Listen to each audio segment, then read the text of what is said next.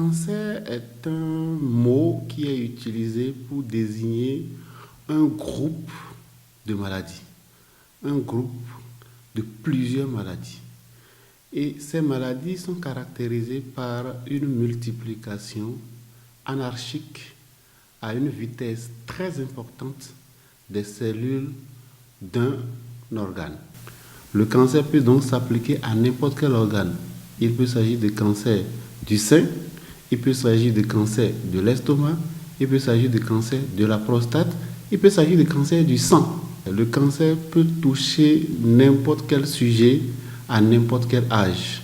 Autant nous avons les cancers chez les adultes, autant nous avons également les cancers chez les enfants. Alors, lorsqu'on parle de cancer du sang, malheureusement, aujourd'hui, à la date où vous et moi nous parlons, on ne peut pas parler de cause parce que c'est difficile de pouvoir faire le lien entre les facteurs qui déclenchent ce cancer et l'arrivée du cancer. Lorsque je vous prends le paludisme, je peux vous dire que lorsque vous avez le Plasmodium falciparum dans votre sang, vous allez faire le paludisme.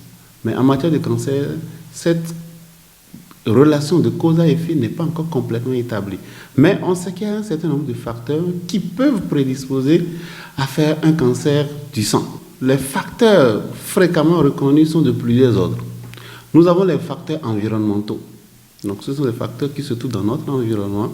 Premier exemple, le plus simple, ce sont les dérivés d'hydrocarbures, le benzène. Nous avons les pesticides. Nous travaillons beaucoup en agriculture dans notre pays.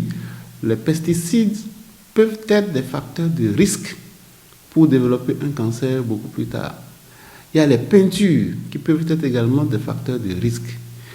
Et ces facteurs de risque, lorsqu'on est exposé, ce n'est pas automatiquement lorsqu'on est exposé que le cancer arrive, c'est parfois beaucoup de mois plus tard, beaucoup d'années plus tard que le cancer s'installe. Nous avons également des facteurs infectieux. Les facteurs infectieux vont être responsables du développement d'un cancer beaucoup plus tard, notamment du cancer du sang. Il s'agit par exemple de l'exposition au VIH, qui est un virus potentiellement à même d'engendrer un cancer. Le virus de l'hépatite B, potentiellement à risque d'engendrer un cancer. Le virus de l'hépatite C, qui est également un virus à même d'engendrer un cancer. Nous avons ce que nous appelons les radiations ionisantes. Il y a également des facteurs qui dépendent de l'individu, de la personne elle-même. C'est ce que nous appelons les facteurs génétiques. Et on sait par exemple que certaines modifications génétiques vont être responsables du développement du cancer. Exemple le plus simple, c'est la trisomie 21, qu'on appelle maladie de Down, qui est une maladie dans laquelle le risque de cancer du sang est multiplié pratiquement par 4, comparativement aux autres personnes. Donc, ce sont des facteurs de risque auxquels nous sommes exposés et qui peuvent effectivement donner un cancer beaucoup plus tard.